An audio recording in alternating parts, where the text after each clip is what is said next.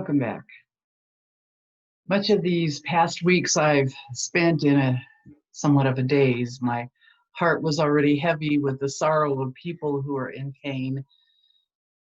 And we turned over 200,000 more dead from the coronavirus. And then a favorite Supreme Court justice, the one who was so instrumental in gaining in women's rights for decades, passed away. And still people dying in the streets. Breonna Taylor's assailants not being charged with anything to do with her death in Louisville, and the people rise up. And my heart aches because of so many things happening in our society, and I began to wonder, has God deserted us?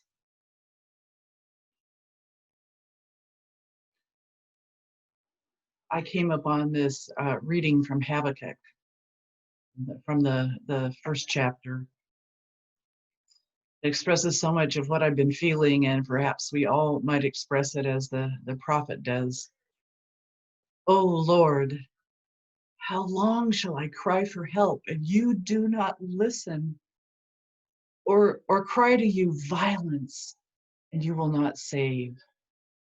Why do you make me see wrongdoing and look at trouble? Destruction and violence are before me, strife and contention arise. So the law becomes slack and justice never prevails. The wicked surround the righteous. Therefore judgment comes forth perverted.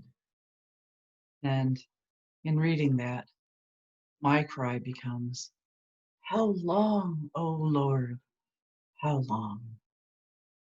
I remember the poignant words I think it was just 3 years ago, of Jimmy Kimmel, a comedian gone serious, as he talked about what his family went through during the weeks of his tiny son in the neonatal ICU with a heart defect. And what a sense of love and relief and gratitude came to them when they knew that the baby was going to make it.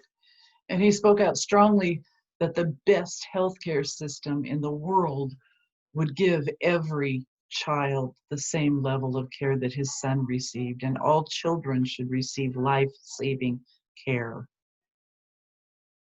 whether they're wealthy like him or not. And then weeks later in his hometown, Las Vegas, there was yet one more maniac with a couple dozen high-powered automatic weapons, sniping at an outdoor concert. I think it's one we can all remember because it was so vivid in the images.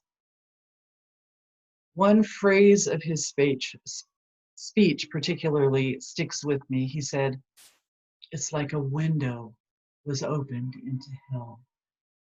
A window opened into hell. Still almost every day somewhere in America, there is a mass shooting. How long, oh Lord, how long?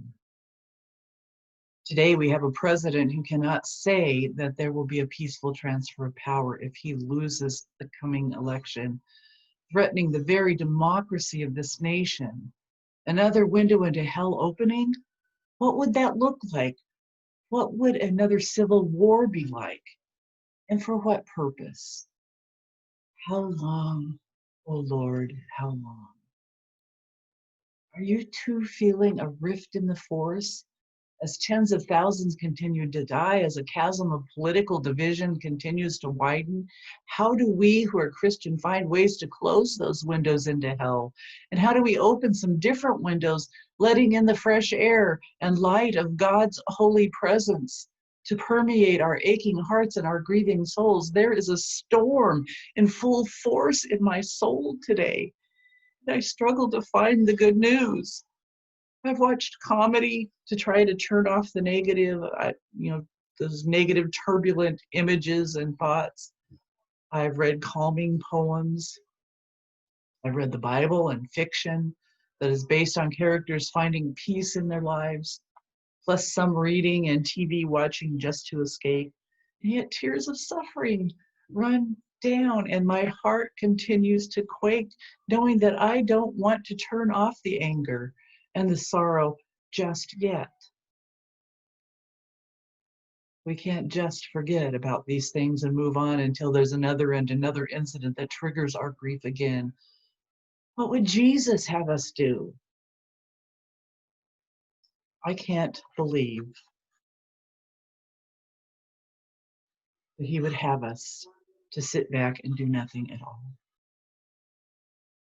but to do everything in our individual and collective power to make a difference, to bring healing, to prevent more disaster. If we're troubled by the way things are, then he would have us to strive for change, to change the way things are. What would Jesus have us do about the climate change that triggers those horrific storms, that triggers wildfire and smoke and other unhealthy conditions in our air and our water? What would Jesus have us do to bring relief to those who are afflicted by pandemic and wildfire, by mass shootings, by Black lives being wantonly taken? Wouldn't Jesus have us make positive changes to prevent suffering and death in all its various forms? If only we could do as Jesus did in just a few words. His calming of the sea on that night when the storm was so vivid, his words were, "Peace, be still. Peace, be still." It had the effect to save lives. And his disciples and other people on other boats sailing that night were saved. If it were in our ability, with so little effort. Mary Oliver wrote an intriguing poem called Hurricane. I didn't behave, these are her words. It didn't behave like anything that you ever imagined. The wind tore at the trees and the rain fell for days, slant and hard. The back of the hand to everything. I watched the trees bow and their leaves fall and crawl back into the earth as though that was that. This was one hurricane I lived through. The other one was a different sort and lasted longer. Then I felt my own leaves giving up and falling, the back of the hand to everything. But listen now to what happened to the actual trees. Toward the end of that summer, they pushed new leaves from their stubbed limbs. It was the wrong season, yes, but they couldn't stop. They looked like telephone poles and didn't care. And after the leaves came blossoms. For some things, there are no wrong seasons, which is what I dream of for me. Do you ever feel like another kind of storm has struck?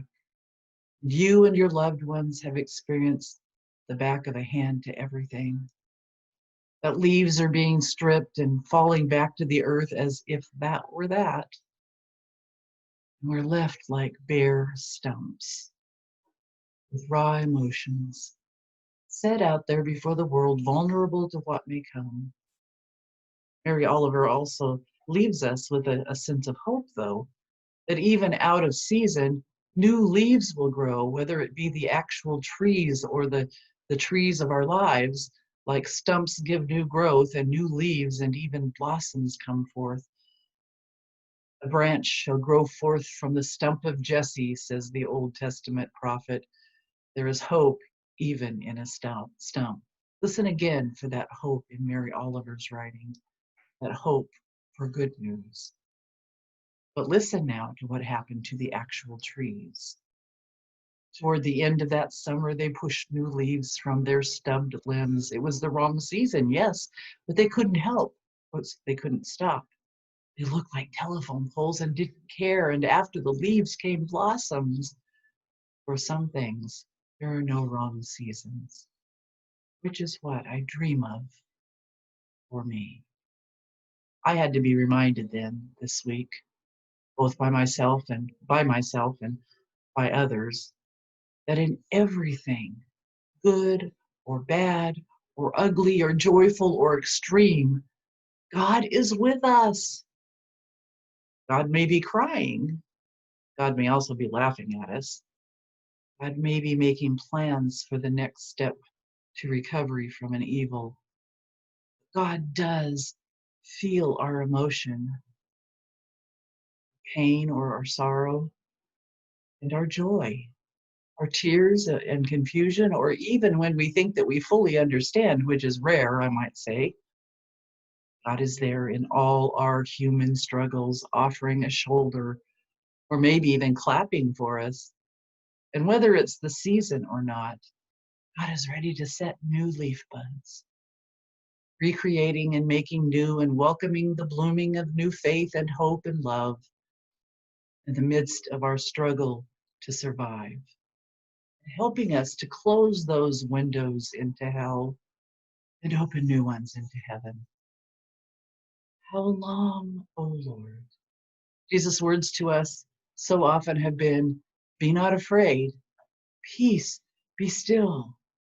And I say, be still my thumping heart, be, be still my angry thoughts and confused ruminations. Peace, be still. Jesus brings healing to many a suffering child of God. And then in whatever the next chapter, we are sent to do some task that will help to bring peace on the earth, to change the world. How long, O Lord? Perhaps